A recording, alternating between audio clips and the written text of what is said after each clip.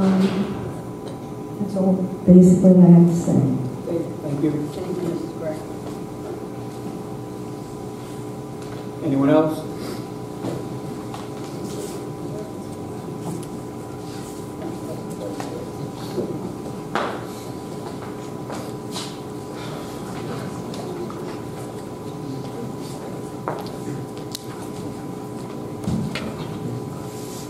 Hello, Mary Valley, 13 Sunnycrest Avenue, North Smithfield. I decided to get up and speak again, although I did speak before. I'm trying to be a little more cohesive this time, and I did a little more research. Once again, I'm requesting that the Russo zone change modification be denied. I have many personal reasons for this request, but basically it's to keep our neighborhood in the same character that it was when I moved in over 25 years ago. Like my neighbors, we have been good citizens, paid our taxes, attempted to keep our properties in line with the Joneses to allow for a pleasant place to live, and believe that when the time comes, we will be able to sell our home. Myself and the neighbors believe that if this zone change goes into effect, it could affect our property values at some point, and they could decrease. Because I very rarely leave my home to drive onto Mount Pleasant, and when this thing started, I did take a ride up there. I don't know if things have changed since I went a couple of weeks ago, but it basically looks like a car lot. So I believe that the way it is now, it could affect lower my property value, but definitely if the zoning changes, it will affect it. Basically, I'm requesting again to vote no. I took a walk, I have a new dog. I took a walk down the street, I haven't been down there in 3 years. And I frequently walked my old dog down Georgiana. When I did before, it was very country, all woods. I took my dog last week, and I could see through, and there was clearing, and you could see the cars in the area down below. So no longer does it look country; it looks suburban. Also, once again, I know that they're complaining about vagueness, but how can we, as neighbors, make an educated approval if we don't know exactly what's going in there? I realize that it's zoning, but being the way it is, business neighborhood is a little more acceptable, and we could make a valid decision if we knew. But it being vague and the classification that they're putting in there, it could be anything, and it could affect the values. Also, once again, traffic on Victory Highway is already bothersome due to the business neighborhood classification a mile down the road. And because of the traffic from Burrillville and beyond, if driving to Dowling Village or to 146. Additional traffic is another unknown to deal with if zoning is changed. I also began wondering if I would be enclosed-minded and set out to research concrete reasons against the zone change, and I looked toward the Town Comprehensive Plan. I wish to point out the following. The Town Comprehensive Plan, which is currently in revision, does not change the zoning as it stands now. This led me to read the August 2007 Economic Development of the Town Plan. On page F4, in the Economic Development section, it states under letter G, to limit retail and commercial expansion to areas where traffic congestion, noise, and light will not impact unfavorably on local businesses or residents. We, in our neighborhood, would believe that it would impact us. To determine if the 2007 information was included in the revised plan, I started reading the revision. And I noted in Appendix A on page 10, under the heading, More on Mapping and the Town's Road System, and I quote, all in all, however, this area of town, and it was meaning Route 102 near Halson's Inn, may be more valuable for its groundwater capability and should be examined in matters that protect groundwater. Because as it stands now, there is a car business, there is a probability of pollution. And if that's what might be intended, then it could affect the groundwater and the aquifers underneath. Next, I reviewed the distance between the small plot of Business Highway, which, trust me, compared to the Comprehensive Plan and Dowling Village, it is very small. It's approximately 7 miles from the Burrillville area of 102 to the traffic light on 146. Looking at the Comprehensive Plan, you can see that the full stretch is basically various residential areas mixed in with some manufacturing and different zoning, and a few business neighborhood designations scattered about. I believe we do not need to add additional business highway in the short distance between the two areas. With this, Will this designation alteration cause homes to sell and residents convert to commercial properties? Even the comprehensive plan mentions it might be feasible to change the zoning at Downland Village and to make the zoning more cohesive, meaning that it should stay down that way. Finally, because I truly believe that sometimes municipal expansion is not always the best option, research brought up at a municipal tax impact study, and trust me, they're very hard to find, and I only found one, and it's not around here. They did a study based on one box store in a small town, and it was a $3 million commercial property. In the study, with the tax base and the people doing the study, they reasoned that for this, it would be an additional 14 cents per hundred in assessed value for residential property owners to support needed infrastructure of a new commercial development. And it stated that the $3 million development would add $22,000 initially for infrastructure municipal costs beyond the property tax revenue associated with the new development. Another study done by the Brookings Institute made a case for impact fees. And the reason why I brought this up is because they noted that revenues brought in by municipal growth, all types, not just commercial, causes a not even break-even scenario due to the infrastructure costs associated. So they propose, and I don't even know what these impact fees are, but that's what they propose. I believe the facts and observations alone presented should be enough to deny the change and keep the area the way it is. Thank you. Any questions? Thank you. Okay. Anybody else?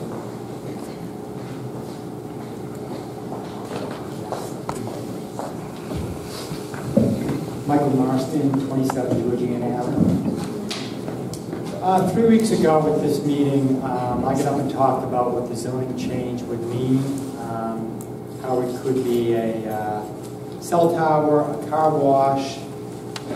I'm not going to reiterate what I had said before, and I think you folks would know better what could go in there if you approve this change. I live on Georgiana, and I go out running often down 102 and Main Street and North Main Street, so I've seen the changes over time. And in the last year, I've seen this residential lot be used as an overflow parking for Gators Pub. I've seen it used for a number of white commercial vehicles like box trucks and vans with for sale signs on it. And even as recently as last Tuesday, there were vehicles on the lot with for sale signs, and I'm guessing it was while the other lots were being cleaned of snow and ice. Zoning shouldn't matter whether Gators has volleyball going on or whether it snows out. It's zoned residential. I think we all know it hasn't always been used as residential. And if you approve this change, you're just legitimizing what is currently being done. And I think it needs to be rejected. I like the comment about building houses there. I went online and looked up what I'm paying for property taxes on a modest raised ranch versus what Town Ottawa is paying and even Gators is paying. And I'm amazed that I'm paying more in taxes than they are. So I don't know how commercial is going to help this town out of financials. It doesn't seem to be the case with me. I think one house would pay for more than what you would get in commercial property taxes. And again, I'm only talking property taxes, not on employment taxes or anything of that nature. And that's all I have to say. Thank you. Thank you. Anyone else?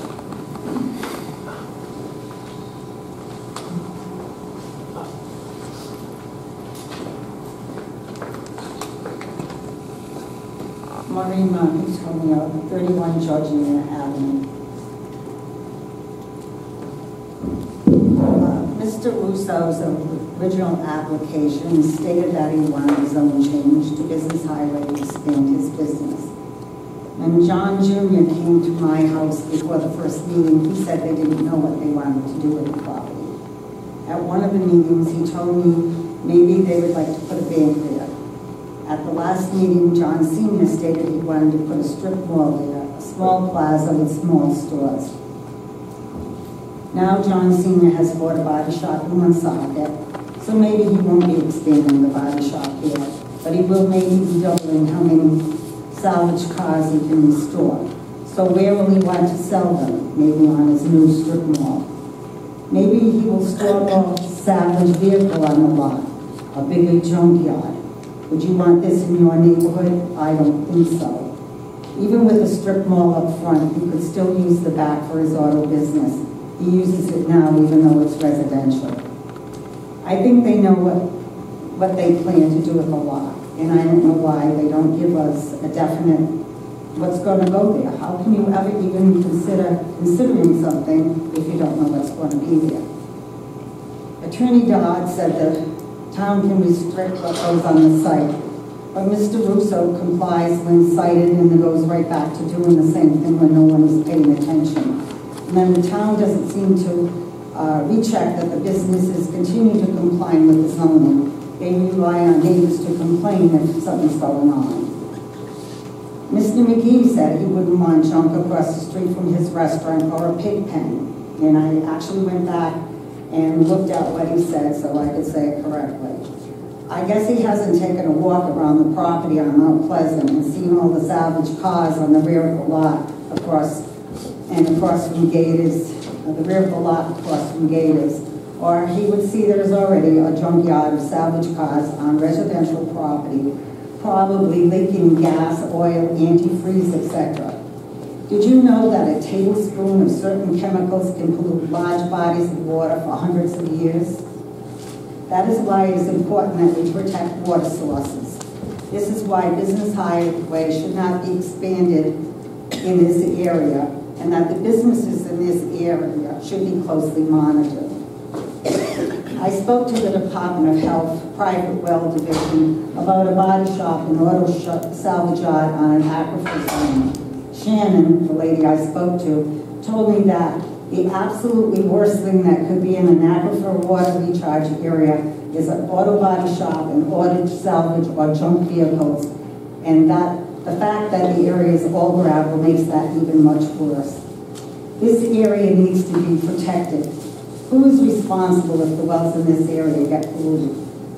No one's grandfather to potentially pollute. Business highway in this area originally went back 150 to 200 feet. Nice for Mr. McGee to say if he owned the lot, he'd go back all the way.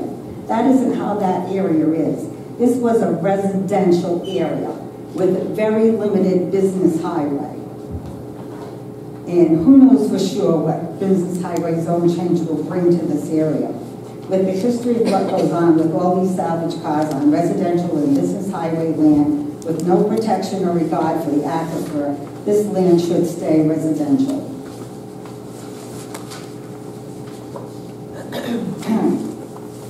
Again, we are not against anyone, even though I've been accused of that by John Jr. We are for doing what is right. Protecting our property values, protecting our wells, protecting the aquifer, protecting the quality of life and rural character of the town we moved to. We do not need more noise, air, or site pollution, or increased traffic, or more light or blight in the neighborhood. This land needs to stay residential. We all bought our houses knowing the land was residential. Many of the newer neighbors in our neighborhood have big mortgages for 20 or 30 years. Changing will negatively impact this area for many years to come. Ask yourself before you vote if this is something you would want in your backyard or front yard or neighborhood. I don't think you would. And one other notice, if you want to know, everyone who gets up here and speaks in favor of this zone change doesn't live on Georgiana, Sunnycrest, Tall Timber, Carlton Avenue. They live in other areas of the town, and I'm sure they wouldn't want this in their backyard. Thank you.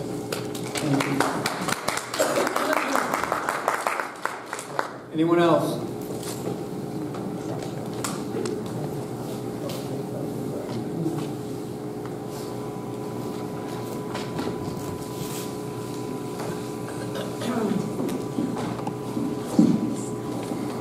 Walk Maynard. I'm sorry, sir.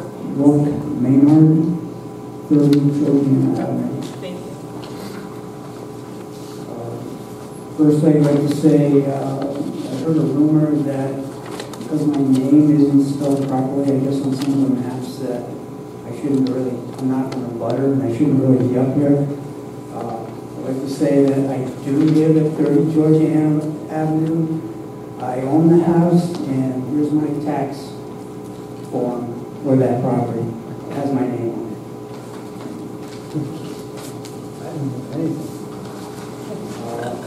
I believe the council received a letter from Jeff Korenko. He wasn't able to be here. I'd like to acknowledge publicly that you should have received that letter. And his major concern, I can read the letter, but his major concern was that he bought his house on 102, opposite Mr. Russo's property back in 2004, with the understanding that it was residential, and he would like very much to have it kept that way. There's also, you should have received a letter from Carol Chauinier. Her letters is concerned with the traffic currently at that intersection, and her concern of what it could develop into if business highway and businesses were expanding at that intersection.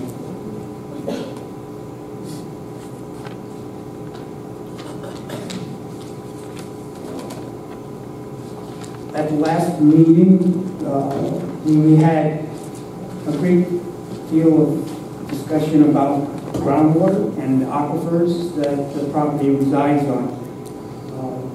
I did some research in public sources, and so I could understand myself what the aquifer means, what it is, and I'd like to share that with the council if I can. The Rhode Island basically breaks up, has two types of water sources, surface and groundwater. Surface is obvious what it is. It's on the surface. The biggest example of that is, of course, the Situate Reservoir, which supplies 60% of the water in Rhode Island. Groundwater is actually classified by the Rhode Island Department of DEM, Department of Environmental Management, and they, in their groundwater classification and groundwater standards document, they break the classification into 4 types, and they use a letter designation of GA, GA, GB, and GC. GC is the lowest quality treatment. It's unsuitable for drinking due to waste disposal. It's less than 1% of the state, and the example of this classification, GC, would be Johnston landfill. GB is drinkable only through treatment. It's about 9% of the state, and the areas are served by public water systems. Examples of GB areas for groundwater would be Woonsocket and Providence. Those are 2, Providence being the largest area of that classification. GA, groundwater, is known and presumed to be drinkable without treatment. It encompasses about 70% of the state. GAA is the highest classification done by the Department of Environmental Management and is suitable for drinking without treatment, but it's in a priority area. It takes the GAA zones take up about 21% of the state. Those priority areas, there's 3 of them that they put into this GAA classification. 1, the water is sole source. It means that if something were to happen to that aquifer, okay, the property would be in serious problem. The largest example of that would be Block Island. They are in GAA classification, if something to happen to them, they'd be in serious trouble. Second would be wellhead protection in community wells. So if there's an aquifer that has wells and it's under wellhead protection, then that would be a GAA classification. The third would be located under a stratified drift aquifer and their recharge area. Okay. So the area that we have been talking about for this Russo's property is under a GAA classification. All right. This map is from the groundwater classification, wellhead protection areas, and drinking water reservoir watersheds for Rhode Island, Department of Environmental Management.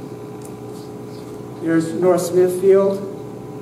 The green areas are the GAA zones. This up here, Woonsocket, is the GB zone. And here's Pawtucket down here.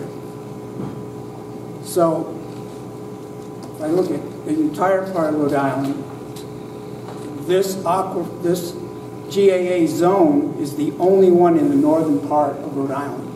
Most of the other GAAs are in the southern part. This is the only one in the north. There's Block Island down here. It's again GAA classification. Providence is GB. Then you have the Johnston landfill, which is GC, and the Tiverton landfill, which is also GC.